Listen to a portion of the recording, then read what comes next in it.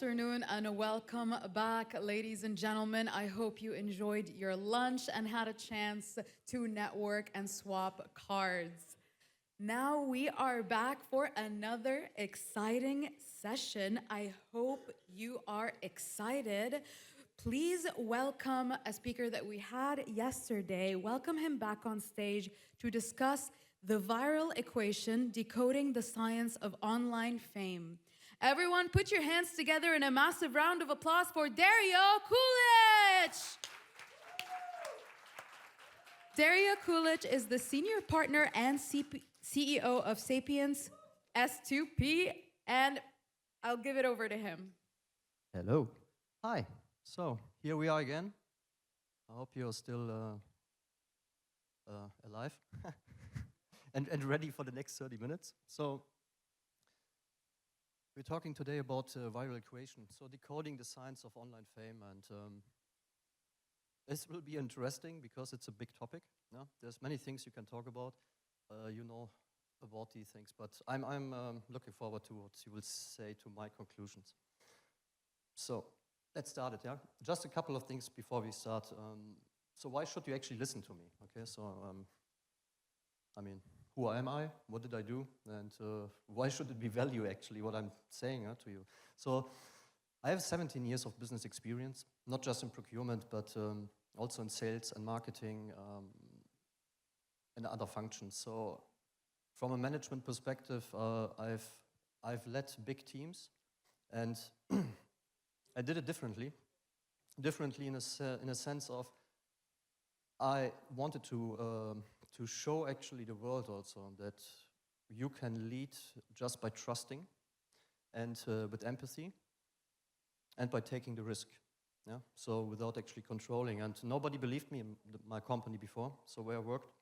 And it turned out then in the end that it became viral because this team became the most loving team in the company's history, and nobody believed in it because they had no expertise in the beginning. They didn't know actually what to do, and this was on purpose. I hired them actually and interviewed all of them and wanted them not to have any expertise. Why? Because I just wanted them to have attitude, the right attitude, and the rest, I said to them, these are just technical skills, and I will teach you. So I have 30 days. I will teach you in 30 days everything you need, and then you're going to run. They didn't believe as well, but it worked out. And why I'm saying this just is you can always go another way. Another way, your own way, especially then when nobody believes in it. Usually when nobody believes in it and you believe in it, then it's going to work out. So just one thing, I mean, you heard yesterday, I'm a type of person who not likes authenticity. So you can't like authenticity, yeah? You are just authentic. And the thing is here, what I say, I mean, I'm an honest person, and I want just people to thrive. I want us to thrive together, and we can only do this if we are open, if we are honest, and can look into our eyes, each other. So coming to fame, I don't have a wish to become famous or reach any fame. And the thing with fame is, I think, the more you search for it or seek for it, the less you're getting. So I'm not going into conclusions, but my thinking is here, the more you just focus on your thing you want to do and to what you believe, and it turns out into success, the fame will come automatically afterwards. Yeah, so, right, so I don't want to bore you more about myself. Let's go, okay. You will not see many slides on purpose. I wanted also to have interactive. So you have questions, you want to say something, interrupt me, go for it, okay? So I want to have it lively. So as I said, let's drive together. What are we looking here? So from my perspective, this emotionally driven complex human nature produces a lot of reasons why you want to become famous or reach fame. And also here there are different types of fame in my eyes. So what happens today in the world? And there's also difference between empathy and only emotions. So if something just steers up your emotions, or if something is really empathetic. So there is for me a big difference. And again, it comes back to your purpose, your meaning, the attention of others, the interest, and what is the value in the end. Yeah? So from a science perspective, you will see now on the next slide why I'm talking about science. From a science perspective, is it science or no science? I mean, is there a science in decoding an online? So there is actually not even a formula for it. Yeah? But science is important because science is also a part of virality and not just becoming famous, but actually conveying a message to the world as well. Yeah? On a real, I would say, on a real perspective. And I call this collective science, individual science. Yeah? And then you have this pseudoscience. You all know what pseudoscience is. And then you have things which is no science at all. You know videos on the internet, on YouTube, shorts, where things going viral, 50 million clicks. But it's no science. It's pseudoscience, fake things, things which are just quickly attracting, quickly steering up your emotion, and but it's not fame. Okay, that's the 15 minutes maybe, or the 2 days, or the 3 days. But what are you actually looking for? Do you want to become famous forever? You want to become famous for the next year, or just today? There's also a movie, 15 Minutes Fame, if somebody has seen it, yeah. But there are people out there who just need this 15 minutes. They just want to be for one time in the spotlight and be somebody, let's say, okay? Everybody of you is already somebody. But this feeling of, I can only be somebody if the world sees it also. Yeah? Everybody needs to answer this question for yourself. Yeah? But here, maybe something you can take away with you. Do you want to be a one-time fly or Marty McFly? Yeah? So you know Marty McFly from Back to the Future. So he became famous. Why? He didn't want it. Yeah. So but and this is it. And this one-time fly, it's up to you. What do you want? Yeah? So again, my question is actually, why do you think even about it? Yeah. So why do you think even about it to become famous? And this is what I mean. So don't think about it, and just do what you want to do, and what you believe in is important for the world, and will also be received by the world as valuable. Because I think this is today needed in this world. We are looking on the internet, there's so much invaluable stuff, yeah. So which is just forcing you on the screen, and you know what I'm talking about. Yeah? But this is, it goes from my perspective in the wrong direction. It distracts us really from our core problems in the world, yeah? Where we actually could all work together and make things viral. This is what I mean with science. So mathematics will not bring you anywhere on this topic. You know it yourself. So, but there is no science in going viral or becoming famous. So, however, science which can make you famous when going viral. Why virality still is no guarantee for fame. So that's my take on it. Does anybody has a different opinion on it? Just shout it out if you have. But in fact, this is this is what's happening today. I think there's a lot of science going on which is important, which should be communicated to the world, which can become viral. But it is, as I said yesterday, the oversaturation. There is an oversaturation on the net which prevents the real good things to be displayed, and then shown then also to everybody, because there's then coming something after, and this is then again some pseudoscience, some fake videos, something what is just attracting you for emotions, so for laughing, for all these cats and dogs pictures and videos, and where there are millions of views. So what is happening here? You're just watching it actually because it gives you some emotion at that point in time. It's again 15 minutes, 5 minutes, I don't know. So, but that's actually my main take, And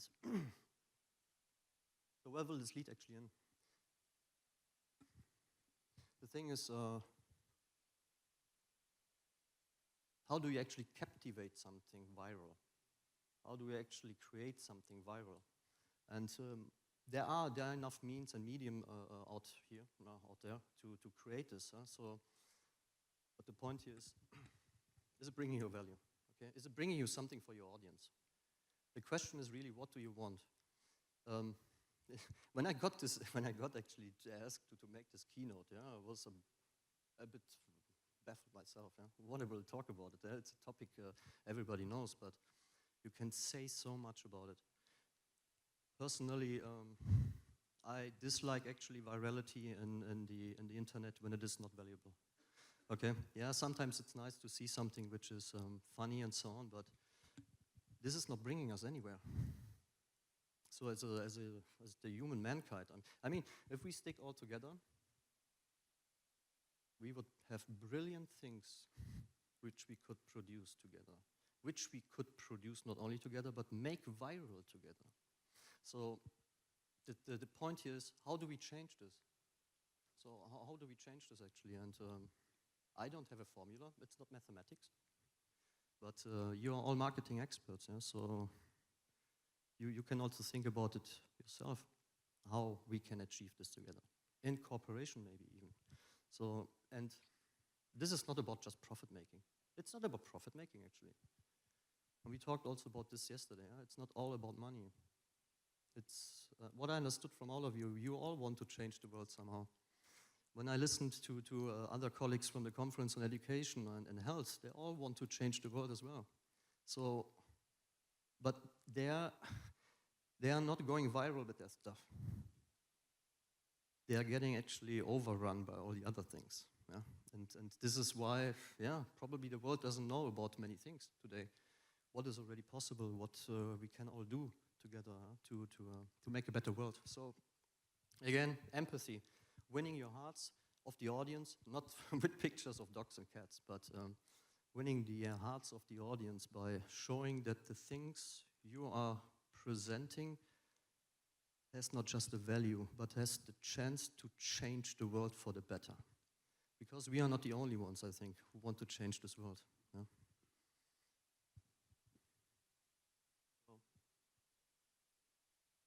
That's what I said, yeah? Let's be realistic. Everybody can become nowadays famous with anything and everything. Okay? You can just make some, I don't know, you can jump on the banana and make some salto mortalis and make a video out of it. And maybe 20 million people will look at it. Then 20 million people know your name. Fine. So what's tomorrow? Well, nobody knows your name anymore. Nobody thinks about it anymore, okay? Because this is it. How do you get something out there which is memorizable? This is the important thing. And here I think the right start of a concept is not thinking about how to make something visual which could be just appealing. So again, fake videos, AI usage. There's a lot out there now which is even computer generated, and you don't know it even. So do we even know if this user is real? Okay, so do you actually know the person, or the videos you're looking at, is this all real? So talking about famous, so who's actually famous behind it? And that's another point. This takes all away place for the real deal. Okay, so for all the other people who don't want to get famous. This is the point.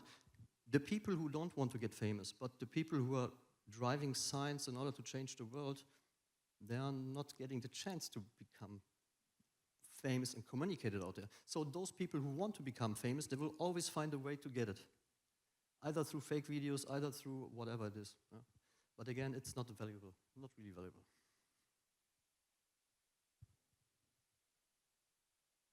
And yes, as I said, the thing with this 15 minutes or 5 minutes fame, it's depending only on your clicks. The views, the clicks, but it's not real. There's nothing tangible out of it. So, again, the conclusion for me is there's no equation for online virality.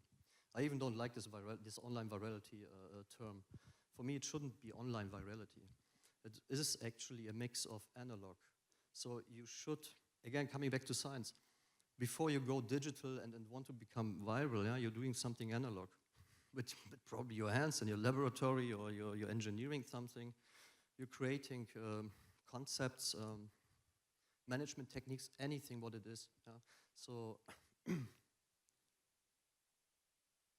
but the point here again is that it's not mathematics. It's a lot of actually, in my point of view, marketing is actually a lot more about psychology. Again, emotions. What is emotions? This is psychology. That's pure psychology. Yeah? So at a point in time, some person needs something.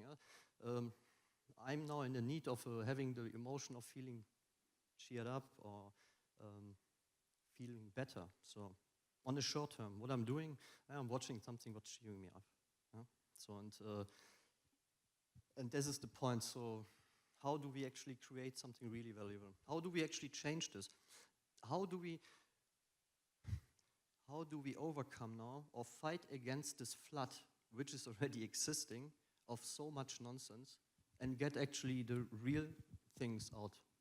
So that these real things are actually overcrowding everything else. So I don't have a solution for this. I can't have it. But we can only have it all together if we do something all together against it, or for it.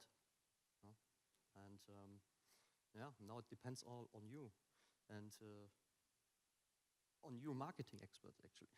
So for example, I'm pretty sure that you all with your agencies, and bless you, no, it's okay, come on. It's interactive, I said. So I'm pretty sure that you, with all your expertise and brilliant concepts and marketing agencies, could help science, could help those people to get pushed forward. Now the question is, will you do it for non-profit?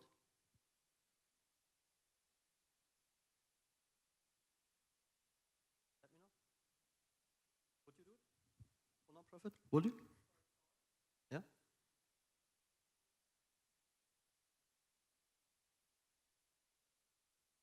Yeah.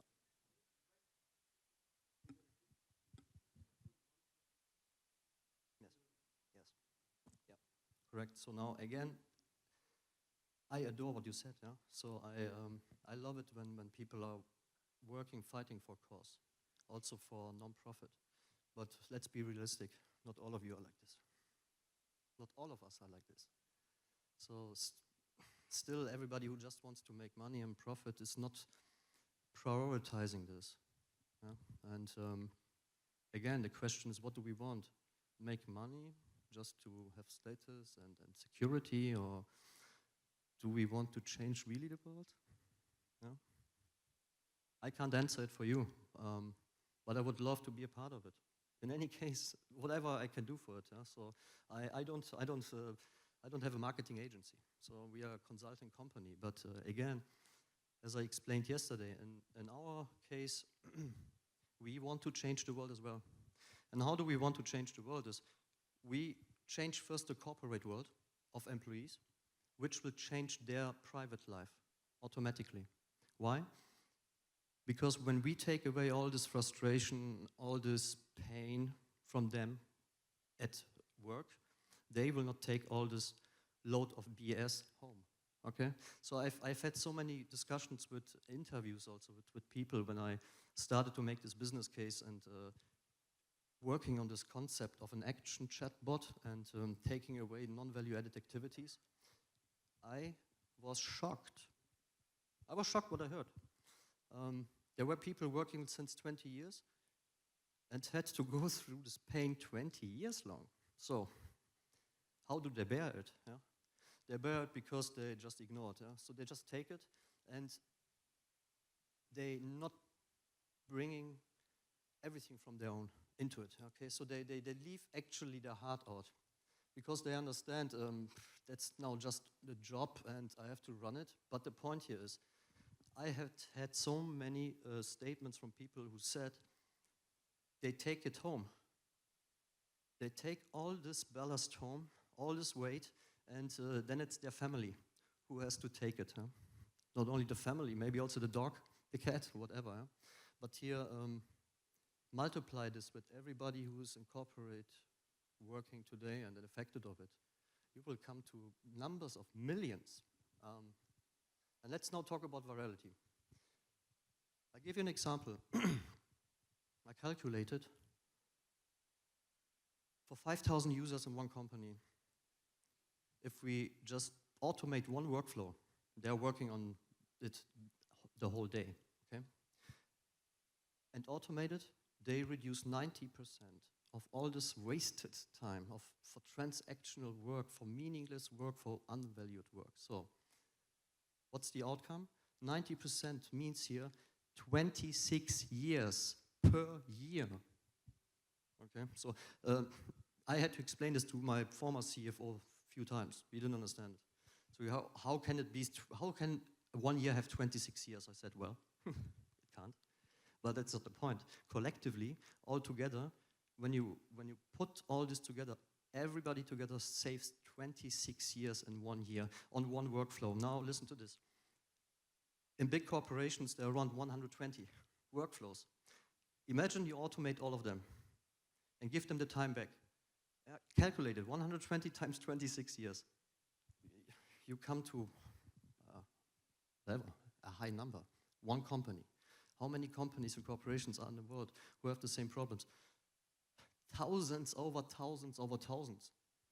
Now, what does it actually then mean? We could save actually together already today millions of years of wasted, non-value added stuff and actually invest it all together into everything else.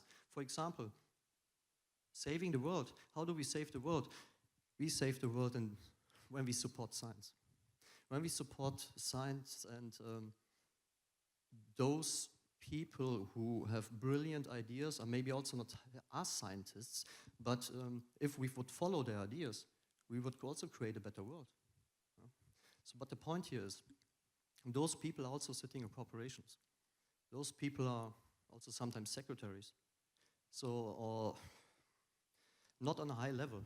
So they're not getting any time to think about these kind of things. They're not getting even any time to present something. Yeah? And that's the catch. How many people probably are out there who have something brilliant but are not able to bring it on the paper or not able to present it to the world on YouTube because we are watching cats and dogs. So you get the point? Yeah. All right, any questions?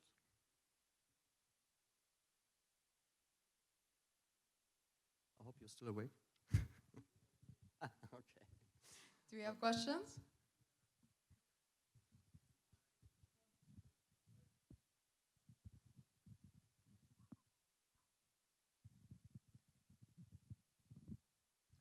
This is Saman Mikhail. I own a marketing firm here in Dubai. Hi. So I want to hear more about the most difficult case study you have done for automation. Exactly. So and it could be like a service. Yeah. So you automate the service that has a service provider, and that was the most difficult case. Yeah, for example. So if you take any kind of a process in a company, which is highly filled with manual workload, which is not bringing really value. So I give you an example. In procurement, you want to create a purchase order.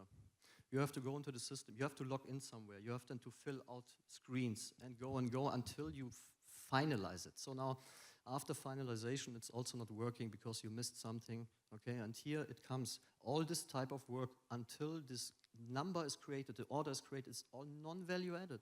It's all wasted time. It's wasted time, it's frustrating. It frustrates a lot of people. Really, I've talked to hundreds of people and I didn't believe it that it is so frustrating. Huh? But the point is, not everybody is trained always on the same level, and you can't get everybody trained on the same level. So why do you actually continue to try it? Let's just stop it and take this BS away from them to give them more time. And now coming to services, it can be anything. Anything. It can not just be procurement, it can be in the quality department, manufacturing department, sales, in sales especially. How many of you know how a sales cycle works? Yeah? So You have to send out quotations, or you get actually the inquiries in, and all this is actually manual. Yeah? So you can automate all this. And in this sense, you can concentrate on your more valuable creative things.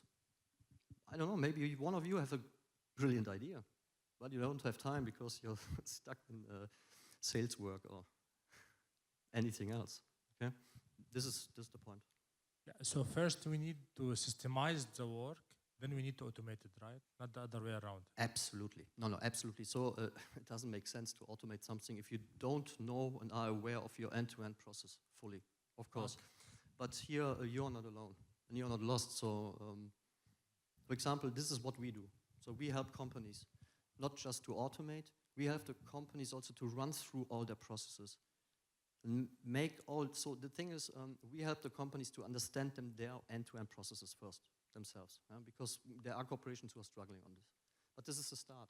And then when we know actually how the process works, this is what we call the assessment. Yeah? And after assessment, we know how to orchestrate it fully. Now, this is the point, so you must orchestrate it properly.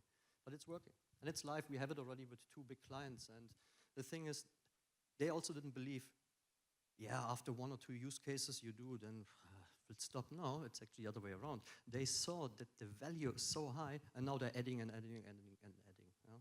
And then you will create, in the end, a one-stop business shop. Okay? This is the idea. You make a one-stop business shop so that you can do everything out of this one place, yeah? As an employee in a company. So imagine you are a business user. You have to run business and to create turnover. So 90% of your time you have to waste for something different. How do you create the turnover? Yeah, you are right. Okay, I'm sorry to take this long time, but last question will be like, what the measurement here for the automation is like productivity increase, right? There are 3 measurements. So okay.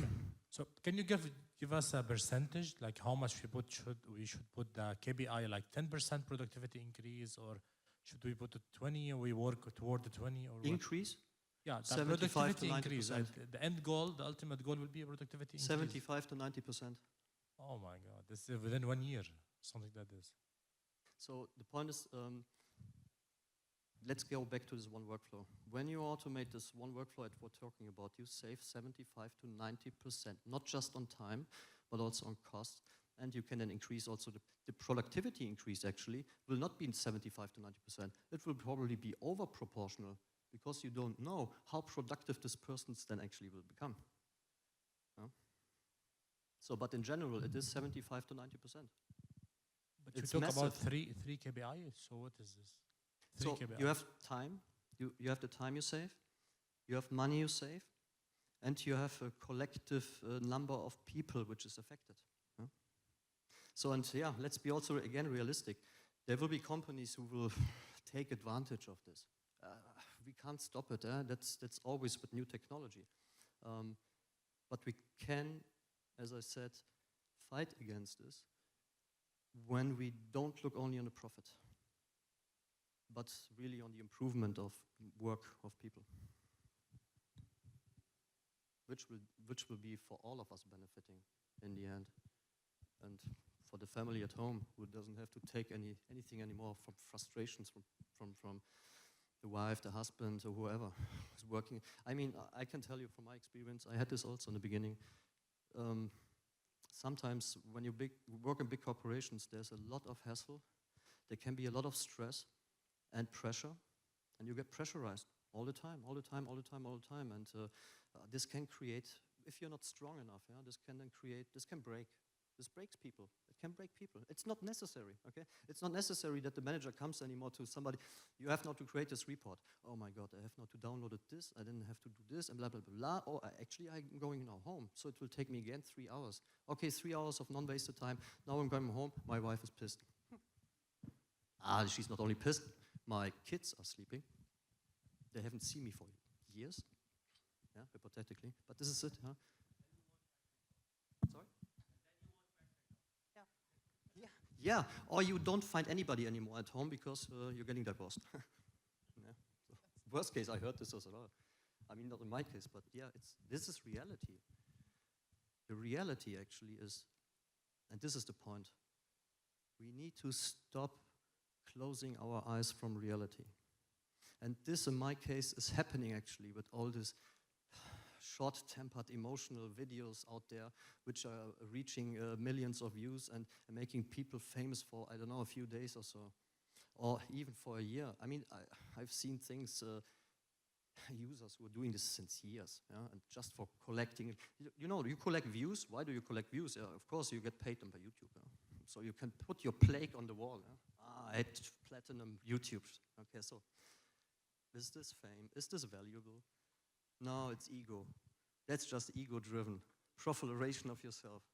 To show it to somebody. Oh, look, I have this and that. Yeah, so I've done 20 million views. Yeah, congratulations. Congratulations, what did you change? Nothing. Okay, it says I have 14 seconds. Please. Yeah, hello Dario. Yeah.